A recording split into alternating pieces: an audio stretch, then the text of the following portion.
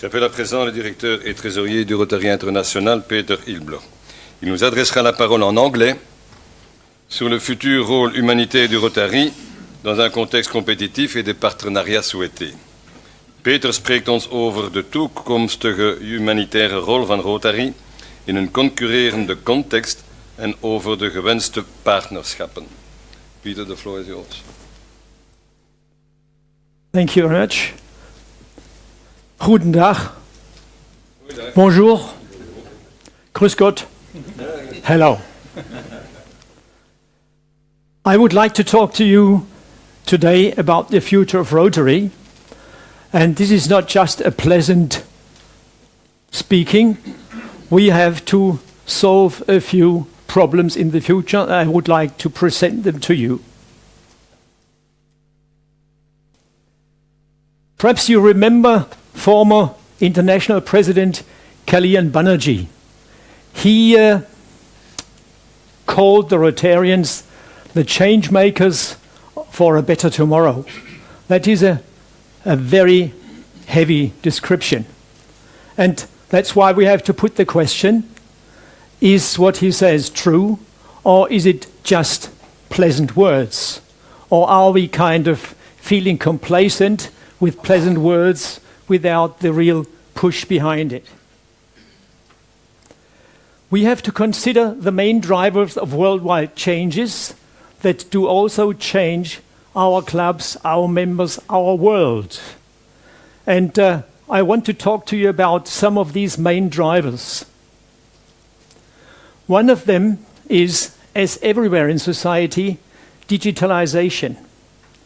I won't go into this today because the 21st of September we are having a future congress. We'll have an institute in Nuremberg that talks exactly about this topic.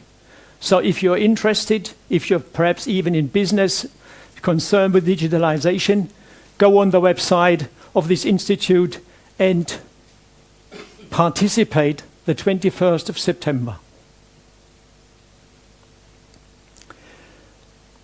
When you look into our constitution, Rotarians Constitution, you have everywhere the sentence service. Service everywhere, and our main slogan is service above self.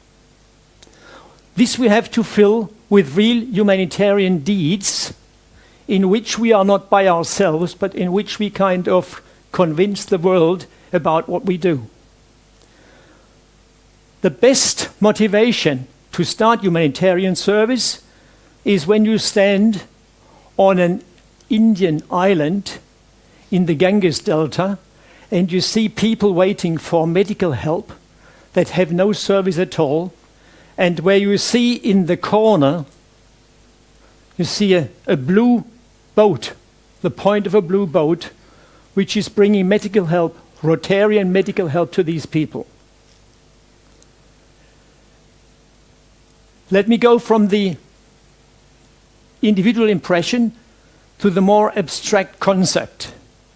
Humanitarian service as I hope we understand it, is like this. The Rotarian network, of which you are a part, we have 35,000 tentacles all over the world. This Rotarian network ideally connects places of utter hardship with places where help is available. And so if you look at the red line, which connects Europe and India, suddenly the place of utter hardship in the Ganges Delta and the place where help is available in Europe brings about this boat that brings help to the people in the Ganges Delta.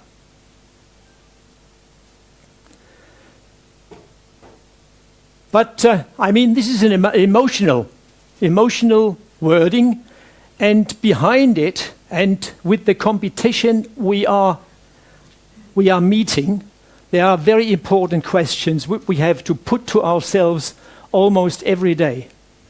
The first one is our mission really needs-oriented? Do we go at needs that are really important? Is our empathy and our competence strong enough, and our financial conditions resilient. And to go into more details, then with our deeds, with our projects, with our global grants and whatever, do we convince the world? Focused engagement, I don't want to repeat this. But these are the questions which you have to look at as a club, as a district, whatever organization part of Rotary you are, if you want to be of humanitarian value. It kind of focuses on the question, do we really create lasting impact?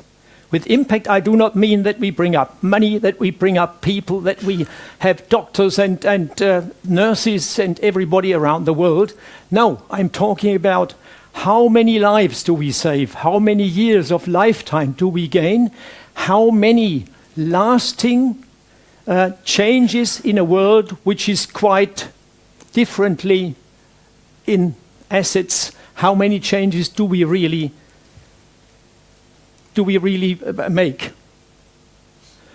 These essential questions, which I would like you to ask yourselves, are very important because we have to convince members, existing ones, new ones. We have to convince donors, like Bill Gates or cooperators, and we have to convince the public media that Rotary is a valuable partner, that we are not just a self-important organization, but that we are a valuable partner with which it is valuable to cooperate. I already used the word competition.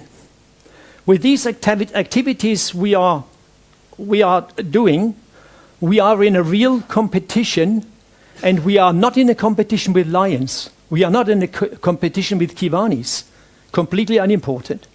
We are in competition with international and governmental organizations. We are in competition with many non-governmental organizations, Médecins Sans Frontières, things like that. And that's the future. We are in competition with completely different lifestyles and demands on members and with different forms of contact. And we have to find out, are these competitors leaving enough space for us? No, that's the wrong way to say it. Do we create enough space to be a strong presence in this competition? I want to make you aware of a movement called effective altruism. Effective altruism means that donors who bring out money, who bring up big lumps of money, do first think or do first ask themselves, where can the money I give make the greatest impact? And so you find on the internet more and more platforms like GiveWell that offer donors an evaluation of the organization they want to give their money to.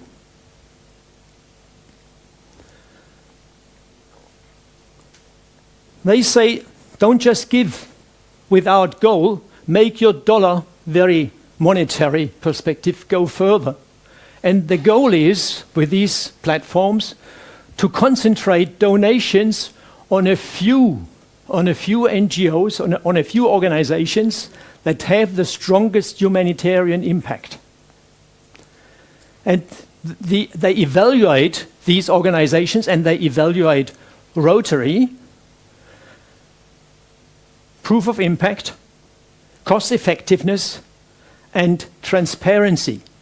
You all are probably aware of an organization called Charity Navigator, where Rotary always comes up with a 4-star super evaluation.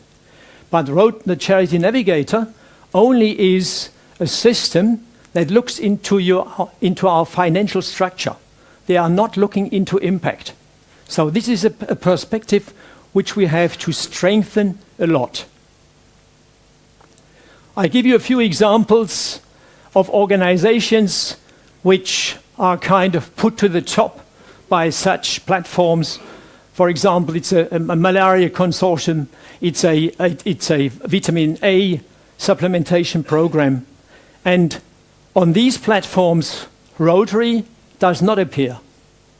So if you look and you listen, you find out, okay, Rotary, we have to make efforts to convince that we are relevant, that we want to be the best one. As you all know, polio is a very good project that unites a lot of power, has a lot of public image effect, and has a lot of impact. In India, Rotary is well known, much better known than in Europe, because it was at the helm of eradicating polio. That was a fantastic effect, and it had many of the criteria which we need for our future project. We hope we are at the end of eradication, so we have to consider what are we doing in the future. And I give you some aspects that are relevant for such a future lead project. Worldwide issue, evident general value, strong mobilization effect all around, qualified partners and sponsors, feasible financing, clear time steps, and effective global effect. Now comes the question whether an organization like us, a service club organization, which depends on 35,000 clubs in the world that are supposed to do single activities and to unite their forces to bring about great humanitarian deeds like polio. And let me just define what a service club organization is. At least mouthing. At least we say it is. We always have to ask, are we true to our words? And if we consider ourselves proudly as an international network of club-owned professionals on an amicable basis with expertise, good contacts, and who work voluntarily and pro bono for social service worldwide, this is, I can tell you, an aspiration. This is a level of aspiration which we have to think about. Does the public, do the media believe it? Is such a volunteer organization, like a service club organization, is it capable to handle significant tasks? We are talking about relevant significance, effective altruism. And the answer, I give it in a very rapid, in a rapid series of words, is, I should have said it can be. Yes, it can be, if it's impact-oriented and see all the other criteria on the wall, which I won't repeat now. But I mean, that is some of the qualifications we need to be convincing. And convincing means, if we want new members who come, they must believe it. Rotary, as you recognize, for example, in global grants, is doing a lot to improve the quality of our projects. And we are sometimes really aghast that we have to do such a lot for a global grant. You know, define the basic needs, have the understanding, the understanding papers, have the cooperations fixed, have a good control on finances and all that. But that is the consequence of our own aspiration. If I quoted what we calling ourselves. If we want to be true to what we call ourselves, this has to be done.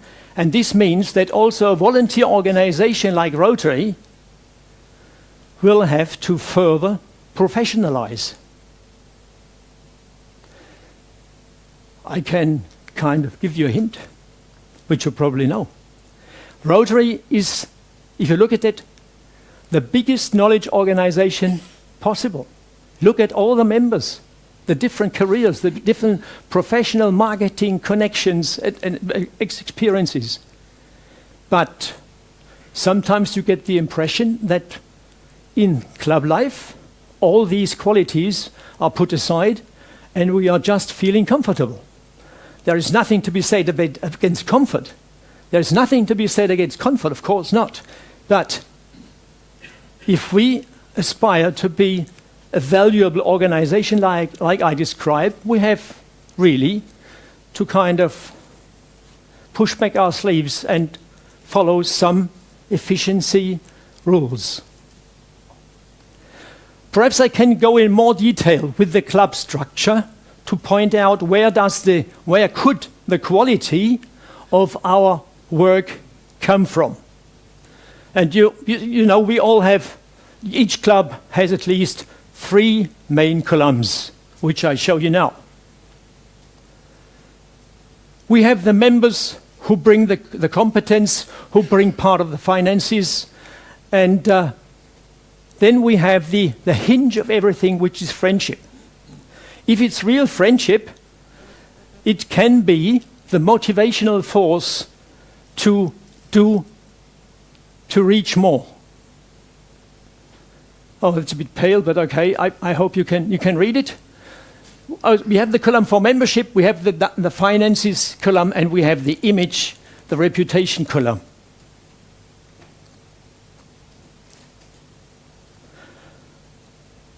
Please make yourself aware of that structure, and then go ahead with another question. If we want not to be lost in the fog of all kinds of donation-seeking organizations, if we don't want to be lost in that fog, we have to have a unique selling point. You see the grey crowd? We don't want to be drowned in the grey crowd. We need the red umbrella telling everybody, here is something special. Not only maintaining it is special, but really, with its activity, something standing out.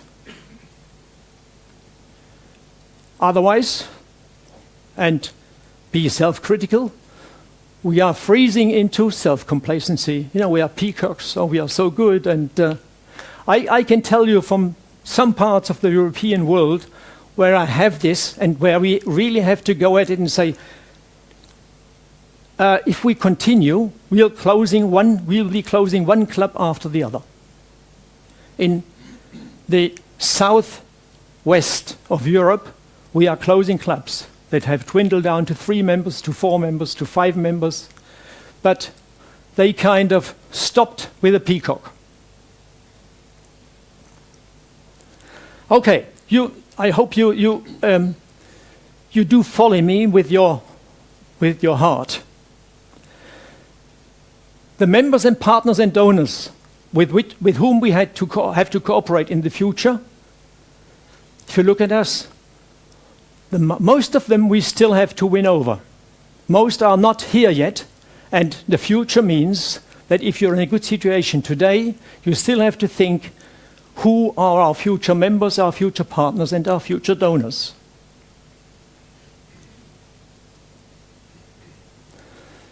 Sometimes I'm really mad at the situation where there are clubs who have no women. Because everybody knows a company like Philips has its innovation board, its technical board, expressly mixed by gender and ethnicity, because they know this brings about most of the energy and most of the new and consistent projects you can have. And this is not a question of people who are very important. This is a question of people like this. So if you bring in new members, why don't you look before they come, not whether they are the big super government bloke or the very already famous retired professor or some other person who has come to the final level of his work, but look for the potentials. With these characteristics, diversity creates power, and personal characteristics can be much more important than positions reached. Let's have a look at the world membership. In the last year, I was very disappointed. Everybody was. We lost about 9,000 members worldwide. You know, the world is exploding in inhabitants, and Rotary is losing members. And you can see from the red and the green lines that we have a split in the world. The continents don't show. No, they seem to have disappeared. Okay, you can imagine on the left here you have South America, North America, Europe. Europe is red. You have Africa, which is growing strong. You have India, which is growing very strong. You have Korea, which is growing strong. You have Australia and New Zealand that are going down. And you have Japan, who is an old Rotary country, but which is growing. Okay, and if we still integrate China, you can imagine that this will bring another move to the east, and this will bring a change of Rotary International. That's why we are talking, should we perhaps to bring about the power of Europe, not split into tiny countries and regions, should we bring some regional aspect to Europe, to the European Rotary, to kind of create new powers by looking across the national borders we have. Okay, I already said we are now below 2 million in these 35,500 clubs, and the number as a total looks not too bad if you don't see the story of us declining. And look at this. In these years, the world grew by 3%, India grew by 22%, Europe lost 2%. Do we have unused potentials? Oh, yes, we have. I won't step into the discussion about women. I can only tell you, we have an enormous potential of women as future members, and I tell you at least a few reasons why they are very strong potential. They are very service-oriented and service-experienced. They have very strong communication skills, which are very important to convince other people and to convince partners. They have what is very important. We are looking to work more on peace than ever before. Women often have very strong abilities to pacify conflicts. And they are more stubborn than you think. They are really resilient. So look at these 4 characteristics, and perhaps some super conservative situations can be solved. With women, we are making progress. Not really quickly, but we are making progress. To say it ironically, 40 years after the decision of the Supreme American Court about female membership, we have around 10 to 12% in Europe of women, and we have about 20% all over the world. Okay, why is Europe so low? But the real problem, the even bigger problem, is the gap we have with youth. If you look at the development, the structure of inhabitants and of our clubs, you see that a great percentage of our members are over 65. That's nothing against them. We need every member. Young and old can cooperate wonderfully. We need the elder members because their experience bring a lot of finances and quality into a club. But where are the feet? Yeah, where is the part of the younger ones? And if I see in Belgium, in Germany, in France, proportions like 4%, I say, oh, will we make it? Will we make it? Imagine, look at your club, how it develops in 10 years. Then you will be, okay, I won't describe it. Okay, that's the situation with young people, and that's why you have to look, or we have to look. I'm really looking hard at it. I used to be a Rotary coordinator, and there I had the full situation. There is one special group. Everybody who was in Montpellier last year, that was the institute before Nuremberg. Remember, I want to see you in Nuremberg. That was the institute in Montpellier, and there we had a lot of jeunes professionnels. And there we learned quite a lot why they are sometimes very skeptical as to Rotary. And I give you a few hints. Young professionals are, as we all, I hope, very interested in humanitarian activities. That fits well. But they want to be more effective with it because they have little time. You all know from younger people in your clubs or in your family that they are dashing around in digital age from one thing to the other, and that to find a slot for humanitarian activities is not quite easy. And of course, they don't want to have the following event I had once. I went to a club, a very self-important club, and as a speaker, I went to one of the chairs, sat down. Somebody told me, "You can't sit there, this is my place." Oh, I said, what are they talking about? And these formal things should be avoided, and we need quick decisions. And you can be sure that young candidates have their own evaluation platform in which they look at what they do in their leisure time or in their free time. Mustn't be leisure time. And they choose with whom they connect and with whom they cooperate very, very consciously. So, wind has changed, we can say that. In former times, the club said, okay, we are the elite, we are offering opportunities, and if somebody is asked to come to our club, it's an honor and a pleasure and an advantage.